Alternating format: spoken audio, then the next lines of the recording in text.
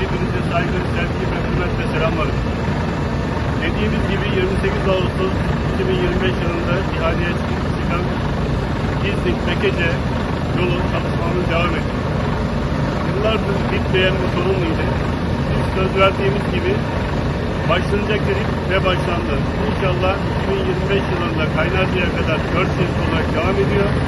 2026 yılında da Kaynarca, Beşevler ve Mekece arası 4 şerit olarak bitmiş olacak. İnşallah söz verdiğimiz gibi yapacağız. Hep beraber açılışında birlikte yapacağız. Teşekkür ederim. Saygılarım.